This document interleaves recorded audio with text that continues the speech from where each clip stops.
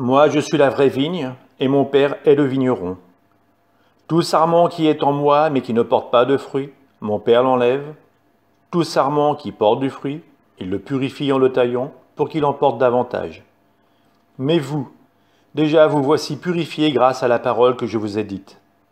Demeurez en moi, comme moi en vous.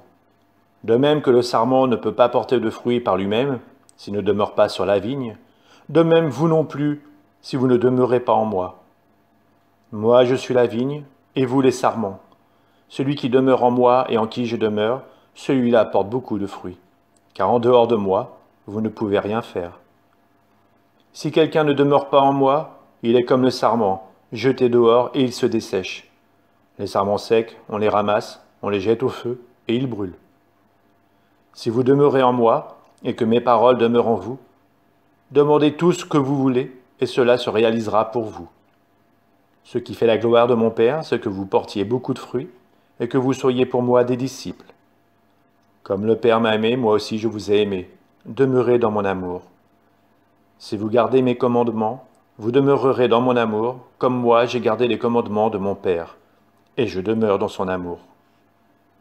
Je vous ai dit cela pour que ma joie soit en vous, et que votre joie soit parfaite. Mon commandement, le voici. Aimez-vous les uns les autres, comme je vous ai aimé.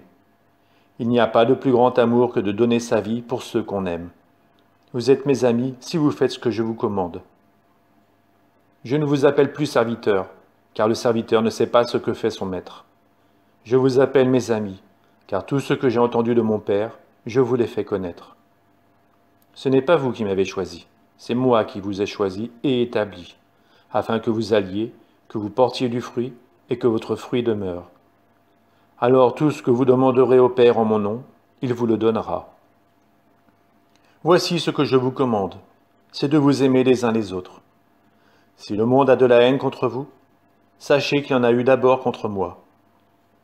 Si vous apparteniez au monde aimerait ce qui est à lui.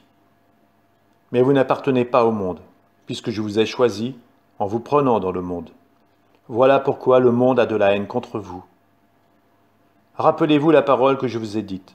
Un serviteur n'est pas plus grand que son maître. Si l'on m'a persécuté, on vous persécutera vous aussi. Si l'on a gardé ma parole, on gardera aussi la vôtre. Les gens vous traiteront ainsi à cause de mon nom, parce qu'ils ne connaissent pas celui qui m'a envoyé. Si je n'étais pas venu, si je ne leur avais pas parlé, ils n'auraient pas de péché. Mais à présent, ils sont sans excuse pour leur péché. Celui qui a de la haine contre moi a de la haine aussi contre mon Père. Si je n'avais pas fait parmi eux ces œuvres que personne d'autre n'a faites, ils n'auraient pas de péché. Mais à présent, ils ont vu, et ils sont remplis de haine contre moi et contre mon Père. Ainsi s'est accomplie cette parole écrite dans leur loi. Ils m'ont haï sans raison.